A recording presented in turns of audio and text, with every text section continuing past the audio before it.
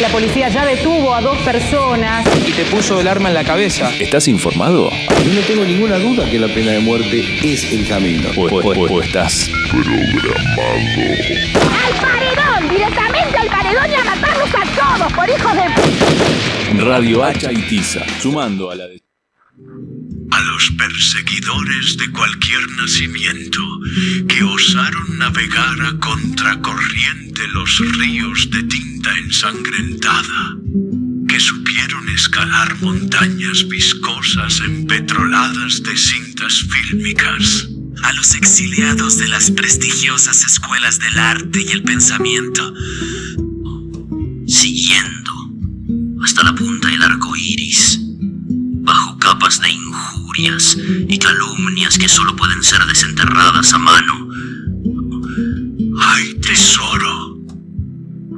Y nuestros muchachos, pretendidos serafines, al menos por la siguiente hora, intentarán revelar algo de sus paraderos, coordenadas y secretos. Hoy en Injurias y Calumnias, capítulo 9. Irán. El que tenga una democracia que funcione, que tire la primera piedra. Bueno, hace unos días nos preguntábamos con Beto, ¿qué onda con Irán? Están ahí los portaaviones en el Golfo Pérsico amenazando, hace 40 años que les están tirando piedra por todos lados, ¿no? Y que poco conocemos, pensaba, ¿no? Nos costó muchísimo estudiar este tema, porque hay un mundo que está organizado históricamente con el centro en Occidente, ¿no? Occidente fue el centro manufacturero y ordenó las periferias e impidió que se conectaran entre sí, que se relacionaran. Y esa matriz económica terminó siendo cultural, porque ahora uno cuando quiere acercarse a lo de África, a lo de Asia, a lo de Oriente, hay unas anteojeras, sobre todo para los latinoamericanos, unas anteojeras occidentales que nos impiden conocer un montón de cosas, ¿no? O rápidamente las prejuzgamos y las metemos en un cajón que conocemos acá y no se termina de entender. Así que fue difícil, por un lado, por eso, y por otro lado, porque hay un cerco informativo peor que el de Venezuela. Son años de dedicarse a criticar a la Revolución Islámica. Está la página del Hispan TV también para buscar información. Es terrible, entras a la página del Hispan TV, te salta el antivirus. Pará, hermano. Me quiero informar con algo que no sea la BBC, que la BBC, que tiene mucho vínculo con Inglaterra, se la pasa pegándole, es el diario que más le pega a Irán permanentemente, ¿no?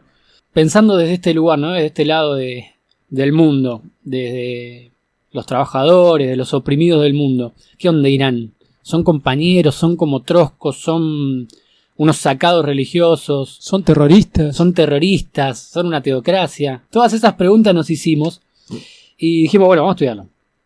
¿Por qué estudiarlo? Y bueno, en principio, a mí siempre me pasó esto, con la política se te abren todos los campos de investigación, ¿no? La política es la ciencia fundamental. Cuando entendés que eso tiene una relación con el hacer, con el momento histórico que estás atravesando, te dan ganas de entrarle a todos los temas. Porque además la política te da herramientas para entrarle a todos los temas. Es una disciplina que sirve de plataforma a todas las demás disciplinas. Por eso para mí es la ciencia fundamental. Porque habla de lo común, de la organización de la sociedad. No es votar a este, votar al otro, ¿no? Es más complicado, lo dijimos también la vez pasada con lo de Venezuela. Tiene un método, sirve para lo que estás viviendo aunque sea en otro lugar, es universal. Hay una frase muy buena de no sé si un romano, un griego, viste que los griegos dijeron todo siempre antes, que dijo, nada de lo humano me es ajeno. Como soy humano, nada de lo humano me es ajeno. Buenísima esa frase, siempre me quedó. Me encanta porque es como la versión contraria a esa idea medio boba, el problema de la humanidad es el ser humano, ¿no? Estas boludeces, como si fueras un marciano. O viste, estás viendo un video de YouTube, los 10 animales más peligrosos del mundo, está viendo el tiburón, el león y de repente el puesto número 1, un mensaje moralista donde, qué sé yo, a mí me gusta más Fidel diciendo en la ONU, un discurso muy famoso, y dice una especie en extinción y se quedan todos, viste, porque era la época de las orcas, los osos panda, y el chabón dice el ser humano. Hay una guerra nuclear inminente que el ser humano no podría tolerar si se desata. O hay un compilado que es un libro que se llama Reflexiones, que es Fidel ya retirado escribiendo sobre todo, loco, sobre todo. Son textos cortitos que están compilados, están en En el Cuba Debate, si los quieren, el diario, el portal Cuba Debate, tiene un área, una pestaña que se llama Reflexiones y están todos los textos. En una de esas reflexiones habla de lo de Irán y lo de la guerra nuclear. Él llamando ya al desarme nuclear y diciendo que los iraníes son gente distinta, que Occidente no entiende bien qué pasa ahí y que un ataque podría ser letal y la humanidad no lo podría tolerar, ¿no? En esa época estaba de moda lo del invierno nuclear. Pero bueno, ahora está de nuevo ahí en boga, ¿no? En 2026 arrancó el año, se bombardearon 6 países, se aceleró el conflicto con Irán y se está reacomodando todo, ¿no? En la decadencia del imperio. Para mí esa es lo que estamos viviendo. Pero bueno, por eso nada del humano me es ajeno, me parece que por eso hay que estudiarlo, porque está el problema inminente de la decadencia del imperio y el arrastre a un problema nuclear, porque el programa se llama Injurias y Calumnias y uno de los grandes injuriados y calumniados de este momento histórico es Irán, siendo que hay muchísimos países en Medio Oriente apoyados por Estados Unidos que son teocracias, machistas, etcétera, de los que ni se nombran, no sabemos ni el nombre, es más, le llevan el mundial para que se haga ahí, ¿no? Estoy hablando de Qatar, por ejemplo, o un montón de países árabes que no se mencionan. Estuvo bueno investigarlo, fue difícil también desenmarañar muchos golpes que le dan por izquierda. Hay críticas para hacerle, vamos a ver si al final del programa nos da el tiempo para hacerle alguna crítica, por ahí justo se nos acaba el tiempo. Pero principalmente van a ser una serie de argumentos, una cronología de la historia de Irán, de la cultura islámica, para entender cómo estamos donde estamos y qué tiene Irán para aportar al nuevo mundo multipolar o al proceso de los BRICS o a lo que sea post-imperialista, ¿no? No vamos a hacer la historia entera porque... Yo mientras te escucho voy guiándome por lo que decís y voy ingresando, por ejemplo, a Hispan TV y me salen efectivamente antivirus. Es terrible. Tenés que desactivar el antivirus, comerte un malware para saber algo de Irán. No vamos a hacer la historia de todo el imperio persa porque tiene 2500 años. Vamos a agarrar del 1900 para acá, pero hay que retroceder por lo menos para ver lo de Mahoma, que es lo del surgimiento del Islam, para entender un montón de cosas. No es una religión como nosotros la entendemos en Occidente a la religión, ¿no? En Occidente se dio un proceso que ya lo mencionamos en uno de los capítulos también, el capítulo que se llama Elijo Creer, en donde la religión se opuso a la ciencia, a la política. La revolución burguesa fue secular, racional, ¿no? Y en Medio Oriente y en muchos lugares del mundo, la religión y la política son como la misma cosa. De hecho, en el medioevo, antes de la revolución burguesa, uno se cansa de ver debates, viste, que decís, che, están discutiendo si el ángel tenía, viste, un ala acá o el otro, el sexo de los ángeles, la famosa frase. Claro, porque no estaban discutiendo eso. Sobre la discusión teológica, estaba en realidad la discusión política, estaba contenida. Si vos entendías que los ángeles eran mujeres, se derivaba toda una situación política, y si entendías que eran hombres, se derivaba otra situación, y si entendías que no tenían sexo, se derivaba otra. Entonces se mataban, se sacaban los ojos por esa discusión, porque en realidad contenía elementos políticos y sociales inmediatos. Bueno, en Occidente eso se fue secularizando y la política quedó por un lado y las cuestiones tradicionales de la religión como ritos separados, sociales, de formas de vida, pero hasta ahí. Yo ya dije, a mí me gustaría tener más fe de la que tengo, yo soy bastante escéptico. Pero cuando uno lee en clave política la Biblia y demás textos que cuentan la vida de los profetas, y se ve claro que es un proceso político, que los tipos son líderes de masas que van en general, en casi todas las religiones, contra el poder de su momento, que tienen conocimientos técnicos para desarrollar la cooperación en el trabajo de formas más eficientes que como lo hacían antes la gente que estaba ahí. Estoy hablando de los milagros, ¿no? Que se presentan así, pero después, cuando empezás a indagar, el tipo que abre los ríos por ahí es un tipo que sabía bifurcar, ¿no?, un canal y llevar agua donde no la había. Lo del diluvio y el arca, etcétera, ¿no? Hay un montón de cosas que tendría una correspondencia que vos decís podría ser un elemento técnico. En el Islam, el Corán, que es la historia de Mahoma, esto se ve súper claro, mucho más claro que en la Biblia. ¿Por qué? Porque es una religión muy moderna, es del año 700 después de Cristo, la historia de Mahoma, mucho más reciente. Es el paso al monoteísmo del mundo árabe, que estaba repartido en distintos dioses, distintas tribus, enfrentadas permanentemente y subordinadas en ese enfrentamiento a un imperio central, que es parecido también a lo que le pasa a Jesús, ¿no? Ese paso al monoteísmo los líderes suelen juntar distintos pueblos, distintas tribus, distintos dioses en uno solo, que es la solución política, elevar el grado de cooperación entre esas tribus para enfrentarse a un imperio que los estaba explotando en esa división religiosa, étnica que tenían. Bueno, Mahoma hace eso, junta a distintos pueblos y además, a diferencia de Jesús, tiene que gestionar. Cuando el tipo logra armar esa ciudad con distintas tribus, distintas etnias en una nueva religión, tiene que gestionar la economía, la política, definir un montón de cosas y tiene cosas súper avanzadas y súper explícitas que están en el Corán, que tienen muchos tintes socialistas, ¿no? Voy a nombrar 3 y después ya vamos a ir Eso a... generalmente se desconoce, ¿no, Manu? Porque generalmente pareciera que es solamente una discusión estrictamente espiritual, religiosa, pero al parecer ellos discutían todo. Esta cuestión económica, social. Sin duda, lo sanitario, lo educativo, todo está contenido en esas... Aparece en forma más mágica en textos más antiguos, pero cuanto más te acercás para acá, más se nota que esos profetas eran también líderes que sabían organizar y que evidentemente tenían una cualidad que otros de esa sociedad no tenían, para hablar, para mediar conflictos. Nada, es una visión escéptica sobre los textos religiosos que puede ser una falta de respeto. Si me escuchan en Irán me matan. No, pero más allá de quizás esta mirada un poquito escéptica, me impresiona que no solamente discutían lo espiritual, sino gestionaban, como decimos, ¿no? Gestionaban toda la vida social, económica de su entorno. Sí, sí, sí. Una de las primeras cosas que dice el Islam y que menciona Mahoma es lo de la condición de igualdad de un árabe con un no árabe, ¿no? Esto para mí se diferencia de muchas religiones, ¿no? En la India tenés lo de las castas y no se puede tocar. Acá es todo lo contrario.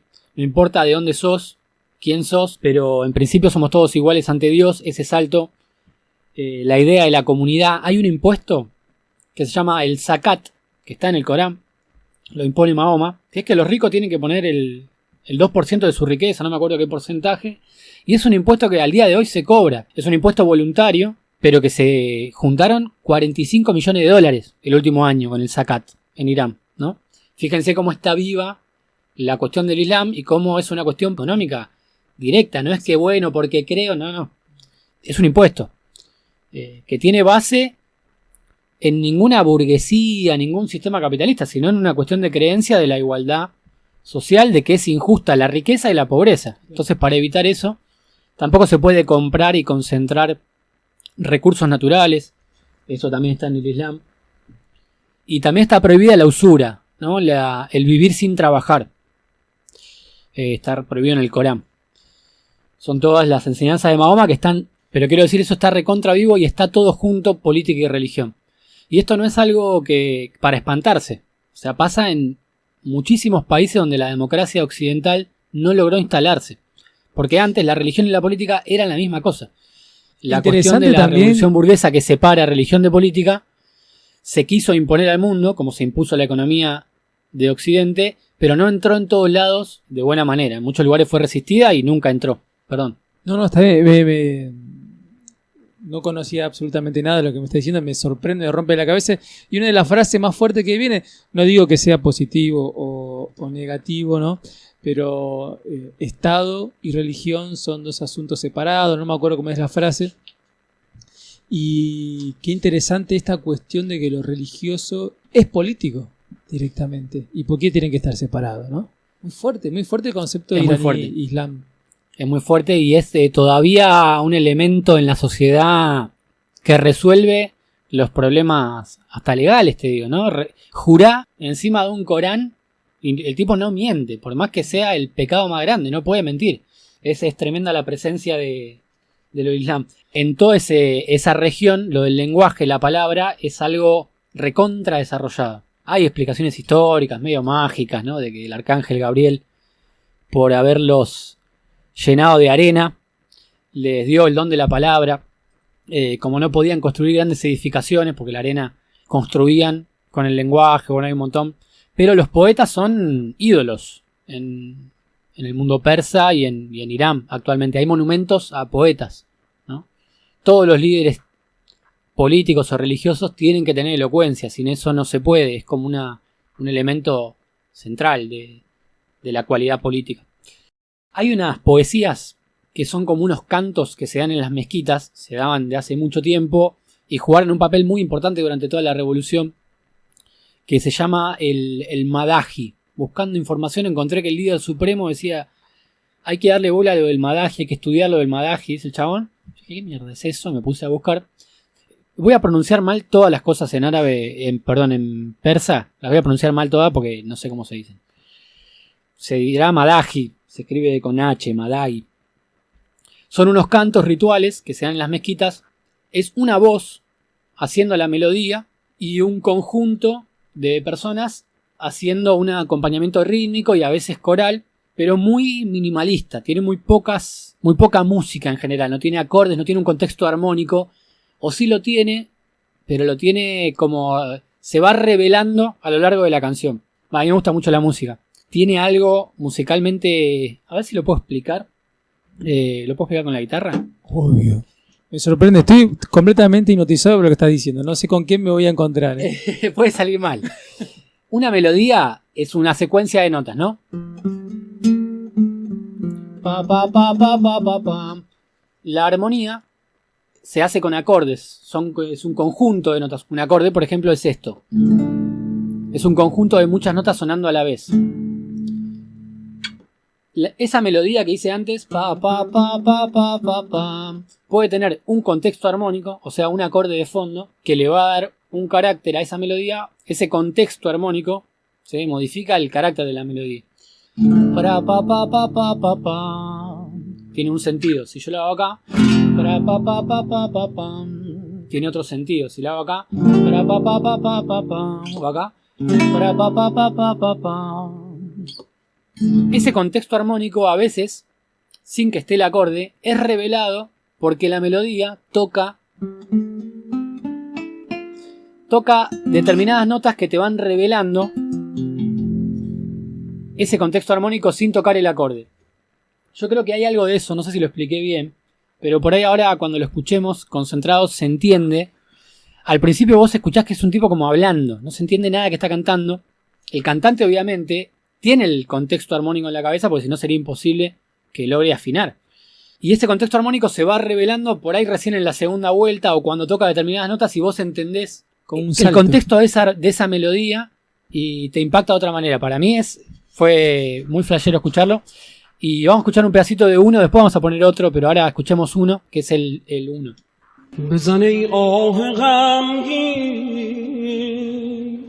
نفسی بانگیاها قفس سینه بشکن بزن آهنگیاها الله الله کو صبح فتح و ظفر کی می آید پایان رنج بشر عالم در شور و نواست انسان بر دیر فناست یک سو طغیان ستم یک سو آهنگ بلا نه خروش آوایی نه امیدی از جایی یارب دلها خون شد از غربت و تنهایی ستم از حد بیرون شد غم دلها افزون شد رفت از عالم یک سر آرام و شکیبایی بنگر خصم سرکش را بنگر دود و آتش را یک سو ذبح انسان را یک سو مسخ ایمان را الله. Bueno, eso era un pedacito. Los golpes que se escuchan son gente golpeándose en el pecho, ¿no? Como también una cosa ritual en la mezquita, el eco, el retumbe de la voz. ¿Vieron eso del contexto armónico? Al final se entiende. Al principio es como medio... ¿Qué onda? Hermoso, me encantó. Hermoso, ¿no? Artísticamente es tremendo. Hay algo del cante flamenco o algo similar. Pero bueno, para no irnos por la música, esto se da en las mezquitas, retumba la voz y el golpe en el pecho hace el ritmo. Y no hace el ritmo, no es que hacen 1, 2, 3, 4, hacen cosas raras con el ritmo, ¿no? A veces le pegan 2 veces, a veces 3. También levantan la mano y la bajan rápido y cuando vos lo ves desde arriba es una coordinación, te da un poco de miedo. Es una cosa de locos. Quiero que leamos alguna letrita. Somos un programa solo con audio, entonces no podemos ver el subtítulo de la canción y traje las letras. Las letras son en realidad mensajes religiosos, pero de la actualidad, ¿no? Es un canto ritual político. Porque las mezquitas son un lugar de organización política desde hace mucho. No es algo que lo inventó ahora el líder supremo, ¿no? Bueno, la letra dice así: la herencia de los oprimidos. Nuestro Islam no es el de los palacios de oro, ni el de aquellos que guardan silencio ante el hambre del vecino. Es el Islam de las manos callosas y los pies descalzos. Es la fe de los que no tienen nada pero poseen la verdad. Dios no envió sus profetas a los reyes, los envió para romper la cadena de los esclavos. Quisimos favorecer a los que fueron oprimidos en la tierra, y convertirlos en líderes y hacerlos los herederos. Este es el decreto de Alá que los tiranos temen, que el fin de la historia le pertenece a los humildes. Por eso nuestra mano está extendida hacia el oprimido, sea cual sea su lengua, sea cual sea su color. Si un niño llora en Gaza, Irán siente su llanto. Si un hombre es humillado en Yemen, nuestra sangre hierve, porque ser musulmán es ser el escudo del oprimido, y ser el rayo que cae sobre la cabeza del opresor. Hermoso, boludo. Hermoso. Además hermoso, tiene impresionante. Tiene algo que no es como endogámico. Eso me sorprende también del Islam. No es como para los islámicos. Es para cualquier los oprimidos del mundo. Para los oprimidos del mundo. Sí. Eso es muy loco encontrarlo en una religión. Sí. Leo otra porque están re buenos. Piel de gallina. Piel de gallina. Y imagínense esto, lo estoy leyendo, es horrible. Cuando ves el video con esta letra, la gente golpeándose el pecho y el loco cantando con el retumbe de la mezquita, es otra cosa, mucho más zarpado. Y esto, ¿no? El contexto armónico revelándose, ¿no? Es... Bueno, otro madaji que se llama Marchamos con los veraces. El coro, o sea, lo que canta la gente, dice marchamos con los veraces. Y el otro coro dice somos los revolucionarios, somos los veraces. Nuestro Islam no es el de los palacios, nuestro Islam es el del campo de batalla. No tememos a las espadas ni a los tanques, porque nuestra fe es nuestro escudo más fuerte. Tiranos del mundo, escuchen bien. La sangre del mártir es la que escribe la historia. Ayer el enemigo era Yazid en el desierto. Hoy el Yazid es la arrogancia mundial, Estados Unidos. Ayer el asesino era Shimr con una daga. Hoy el Shimr es el régimen sionista. Piensan que con sanciones nos harán rendir. Piensan que con el hambre nos harán arrodillar. Pero somos hijos del Ramadán, que es el ayuno y la paciencia. Y somos hijos de Ayura, el sacrificio y la victoria. Claramente antiimperialista. Es tremendamente antiimperialista. Tremendamente. Es como si estuviera ya en el origen del Islam. Claro. Pero ¿dónde se lee esto generalmente? Había visto una vez uno hace mucho tiempo en el Hispan TV, que había salido después de la muerte de Soleimani, donde en la mezquita estaban todos así, y yo dije, listo, esto no te la perdono. Con la letra hablando de el gran Satán, que es como le llaman a Estados Unidos, y el pequeño Satán, que es como le llaman a Israel. Es una nomenclatura que puso Khomeini, el líder supremo anterior. Ahí, perdón que te interrumpa, ahí se nota claramente cómo se comprime y se une lo político con lo religioso. ¿No? Es que el gran Satán de Estados Unidos con el pequeño Satán. Ahí, obviamente, lo religioso y político es inseparable. Sí, sino está lleno de analogías del Islam con el marxismo, con el imperialismo, lleno. Y las hacen los propios ayatolás. Para cerrar la intro, un debate abierto que vamos a dejar para el final. Hay una discusión muy fuerte en la internacional. Stalin, la línea del partido de la URSS, la conducción de la Unión Soviética, y algunos cuadros que participan de la internacional. El quilombo de qué hacer en Medio Oriente con la religión, ¿no? El marxismo tradicional de la Unión Soviética era un marxismo antirreligioso. Era un marxismo ateo. La religión es un fantasma que no te deja ver las relaciones sociales. Sí, la famosa frase de Marx de la religión es el opio del pueblo. Exactamente. En la Unión Soviética las iglesias y demás jugaron un papel desastroso, antirrevolucionario. Pero en América Latina y en Medio Oriente hay que ver, la historia lo dirá.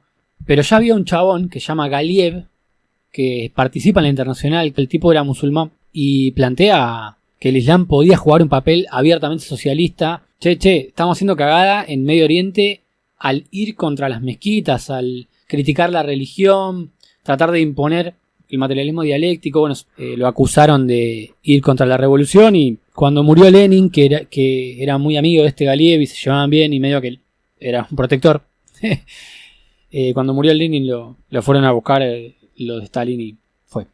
Para mí la Unión Soviética, rápidamente lo digo, se la remandó en Medio Oriente y generó un rechazo al socialismo, que es uno de los elementos de por qué lo de Irán no termina saliendo hacia un socialismo como el que conocemos, ¿no? Sin embargo, la pregunta de si es un socialismo o no, la vamos a dejar abierta porque es difícil decir que no lo es, ¿eh? Ahora cuando veamos un poco de la historia y un poco del funcionamiento. Y finalmente quiero leer un pedacito de lo de Evita, que va en línea con Galiev, el muchacho este que le criticó a Stalin. Evita decía: yo no creo que la religión sea el opio de los pueblos, una carta que escribió Evita. Yo no comprendo por qué, en nombre de la religión y en nombre de Dios, pueden predicarse la resignación frente a la injusticia. Puede predicarse la resignación frente a la injusticia. La religión no ha de ser jamás instrumento de opresión para los pueblos. Tiene que ser bandera de rebeldía. La religión está en el alma de los pueblos porque los pueblos viven cerca de Dios, en contacto con el aire puro de la inmensidad. Nadie puede impedir que los pueblos tengan fe. Es más, si la perdiesen, toda la humanidad estaría perdida para siempre. Yo me rebelo contra las religiones que hacen agachar la frente de los hombres y el alma de los pueblos. Eso no puede ser religión. Yo admiro a la religión que puede hacerle decir a un humilde, descamisado frente a un emperador: yo soy lo mismo que usted, hijo de Dios. La religión volverá a tener su prestigio entre los pueblos si sus predicadores la enseñan así, como fuerza de rebeldía y de igualdad, y no como instrumento de opresión. Hermoso. Bueno, hermoso. No lo conocía. No conocía esta carta, no sabía esa postura tampoco de Evita. Es impresionante. Bueno, esto es un poco es mucho más largo, mucho más complejo, pero es un poco una introducción a la forma de sentir la religión, la forma de sentir la política del pueblo iraní, del pueblo islámico, porque es un contexto necesario para entender un montón de cosas. Cuando veamos la cronología vamos a entender bastante más por qué se da también esa cuestión teocrática o de vinculación de la religión y la política. Nos vamos con un buen Madaji, un poco más entero esta vez. Es el que te comentaba que me crucé aquella vez. Vamos a dejar el video con la letra traducida en el YouTube.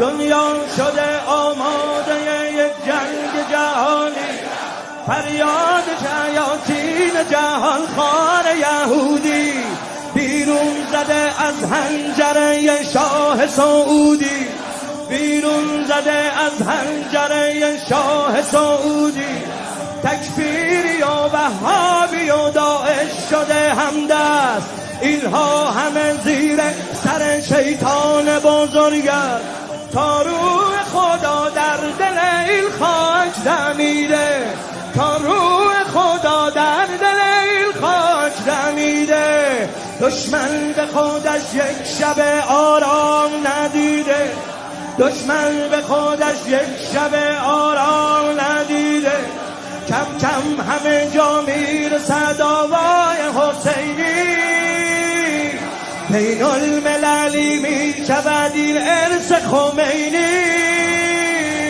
آرام و قرار همه یک کفر به هم خود بیداری اسلامی دنیا که رقم خود با ما سخن از جنگ مگو ما که نمردی ما پاسختان را به دم تیغ سپردیم از منطقه ما حذف شده واژه تسلیم در شام و عراق و یمن آماده جنگی در شام و عراق و یمن آماده جنگی در امر حاصل بابیل ببارد بر قلب تل آویو که سجیل ببارد فردا که دم حیدری از کعبه برآید فردا که دم حیدری از کعبه برآید دوران معاوی صفتها به سر آید این پرچم شیعه است که